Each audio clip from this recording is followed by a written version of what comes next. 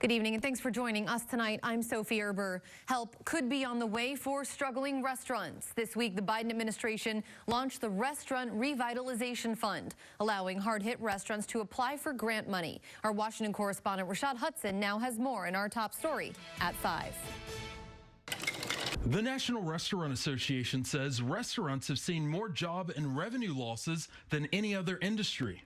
We're an industry that lost $280 billion in revenue.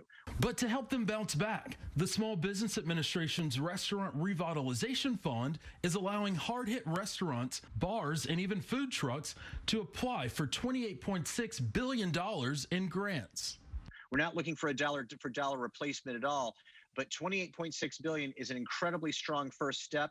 Restaurant owners say it's also a challenge to find workers willing to come back. There are some generous unemployment benefits that are circulating right now in some states. President Biden says he doesn't believe enhanced unemployment benefits are keeping people out of the workforce. Today's report is a rebuttal to loose talk that Americans just don't want to work. The country added 266,000 jobs in April. President Biden says that's a sign the nation is still recovering. It is that our economy still has 8 million fewer jobs than when this pandemic started. The data shows that more workers are looking for jobs, and many can't find them. The White House says so far 200,000 restaurants and bars have applied for relief. In Washington, Rashad Hudson.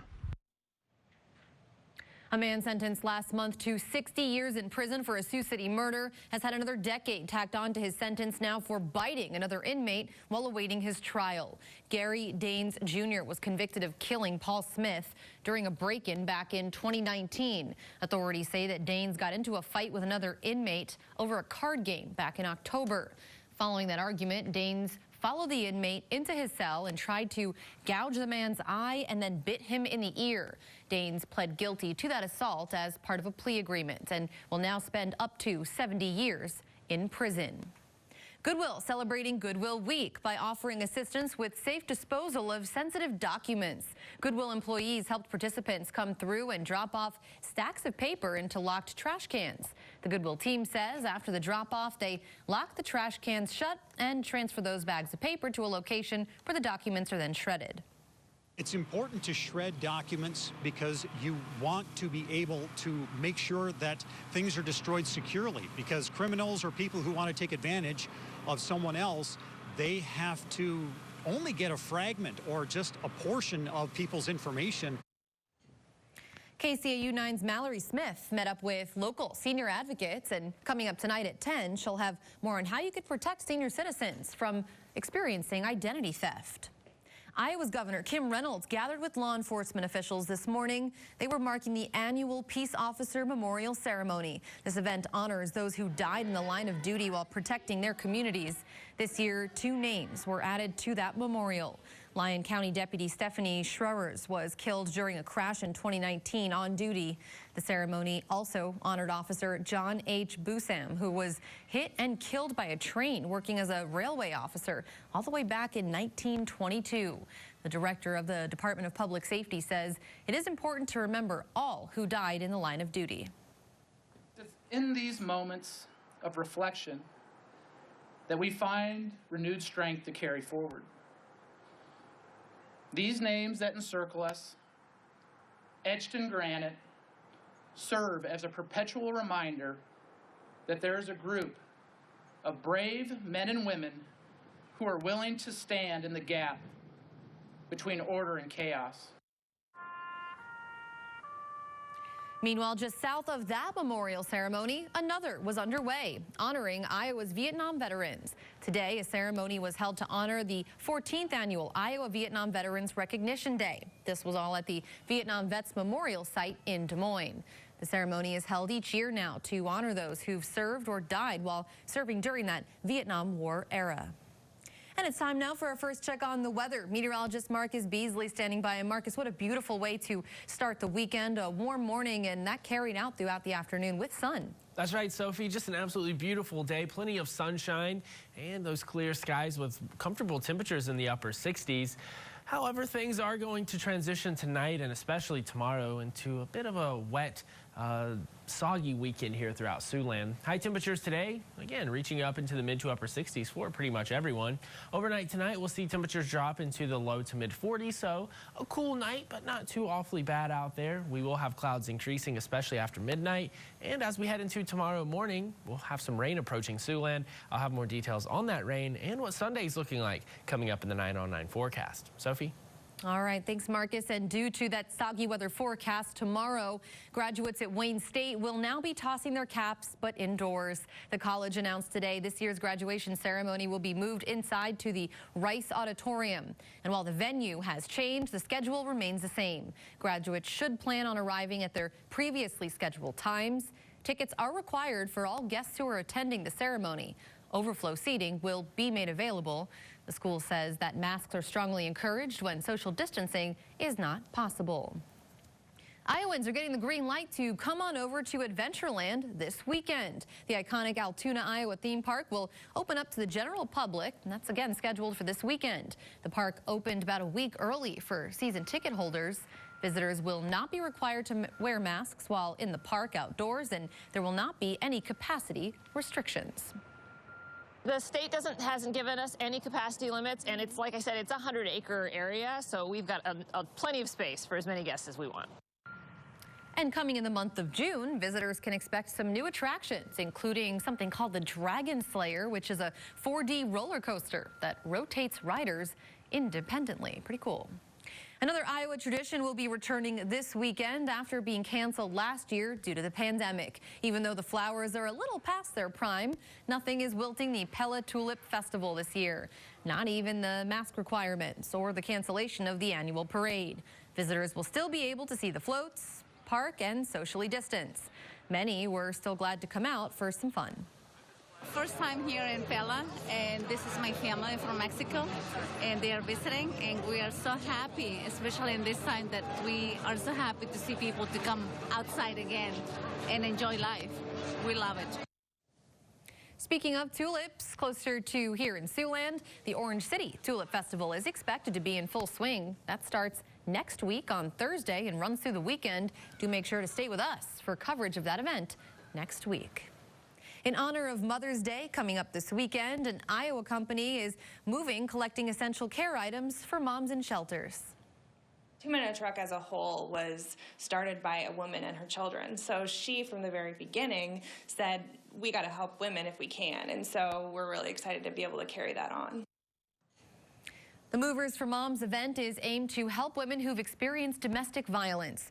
This year, 2 Men in a Truck partnered up with 40 Iowa organizations, all in hopes of collecting 15,000 personal care items. Again, these items go directly to women who have had to leave their homes empty-handed for the sake of their safety.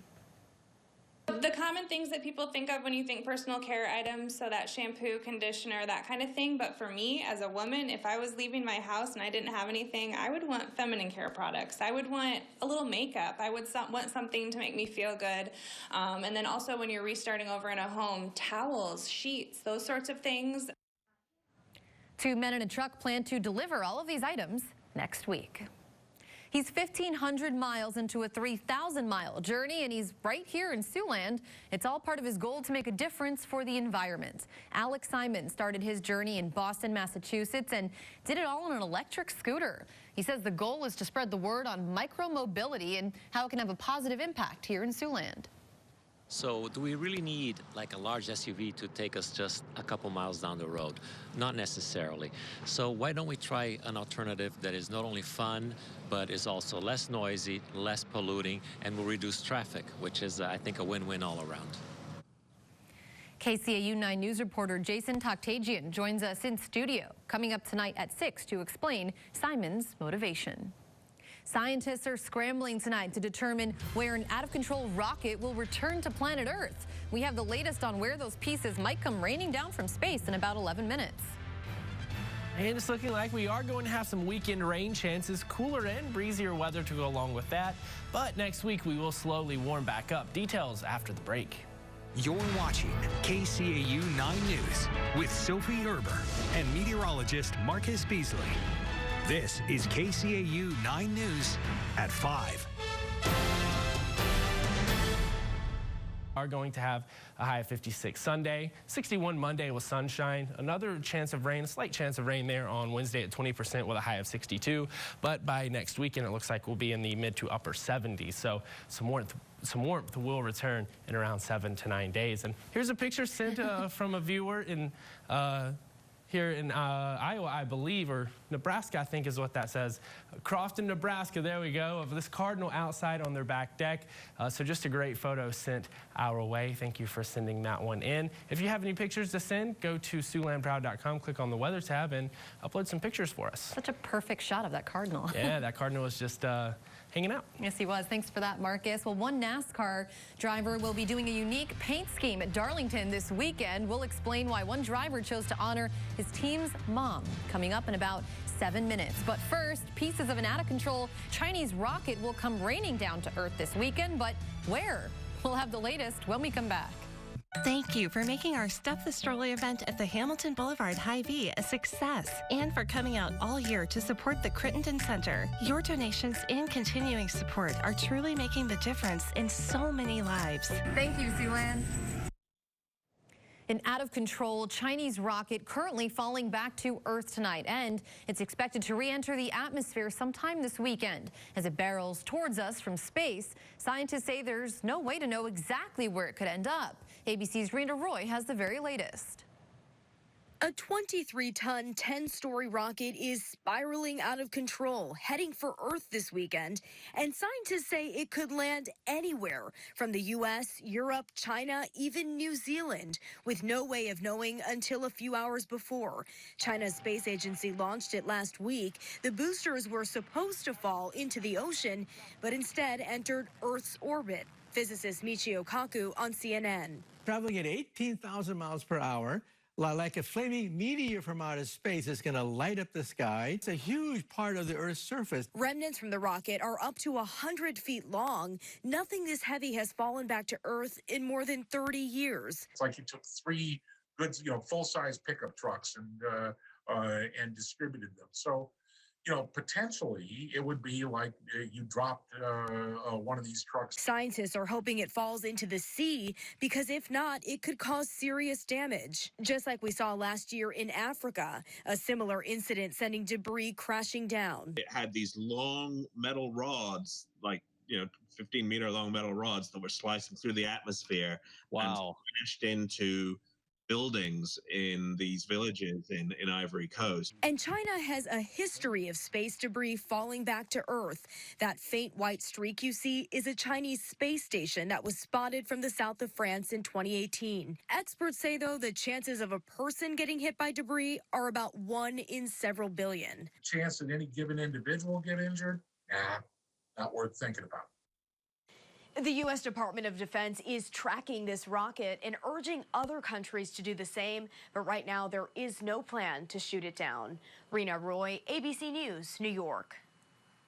One NASCAR driver is using this Sunday's race to honor his team's moms. We'll explain why he chose to redecorate his car and celebrate Mother's Day, coming up in just a few minutes. This weekend at Darlington Raceway, one driver will be using space usually reserved for sponsors to honor mothers. Reporter Brett Baldeck has more from the garage of number 77, driven by Justin Haley. Sponsors aren't just cool paint schemes, but they fund the expensive side of NASCAR. The number 77 Chevy, driven by Justin Haley, is using space reserved for sponsors to honor mothers. My mom did so much for me, getting me to this point. She does everything for me day to day still. She still sets up my doctor's appointments and dentist appointments and stuff like that. So I owe my mom a lot. Her name will be on the back of the car, along with dozens of other moms from the team. That's the cool part about it, right? I see my car chief's wife's name is on there. She's a mother. So. The tributes made possible by the Fraternal Order of Eagles. And them allowing us to change up from our normal paint scheme is pretty cool. And it may be purple and it may be matte, but it's something different, and it's going to catch a lot of people's eyes. The hood of the car says it all. The private nonprofit group is responsible for founding Mother's Day. It all started back in 1904 when its members approached Congress. It took 10 years, but finally in 1914, President Woodrow Wilson finally signed to law Mother's Day to make it a national holiday to recognize mothers for all the hard work they do day in and day out. Each of the names on this car holds a special place in hearts across America. Mama B is special for Justin. You stayed up front all day. It's his grandmother who was never able to see him race or win in NASCAR. But this weekend, she gets a ride at the track nicknamed the Lady in Black. I'm always kind of special in my heart having her name on board. Taking a live look outside right now here from our tower cam on a sunny night. Marcus returns with one more check on your weekend forecast. To save you time at the end of your day, Tune into your KCAU 9 News at 10. we'll give you all the important news. And complete weather coverage, including our 9 on 9 forecast. All before the first commercial break. All the news. All the weather. And more time. Back to you. And before we wrap up at 5, let's check in now with you, Tim, for what's coming up at 6. Hi. Hey, Sophie, happy Friday your way. And today in Des Moines, no break on the deadlock. Republicans and Democrats at the State House continue to debate. They're a week past the official end of the session. We'll let you know what's keeping lawmakers in Des Moines coming up at 6. Also, Woodbury County is one of 88 counties that didn't take any additional shipments of COVID-19 vaccine this week. Local health department leaders explain why and if the demand for a shot is still there. And we'll also introduce you to a man who is proving there is more than one way to get around the country. He is 1,500 miles into a 3,000-mile journey across the country, and he's doing it on a 2-wheel scooter. I hope his insurance is paid, and I hope that helmet really fits. I hope so, too. He does seem to be very safe about it. And spoiler alert, he said that Iowa so far has been his favorite state to drive through, and you'll have to find out why coming up tonight at 6. And we have a beautiful night ahead, but not so much over the weekend. That's right. Enjoy today's weather and even early weather tonight, because we're going to see that rain move in tomorrow with some cooler temperatures as well. All right, thanks, Marcus. Thank you for joining us. We hope you have a good night and a great weekend.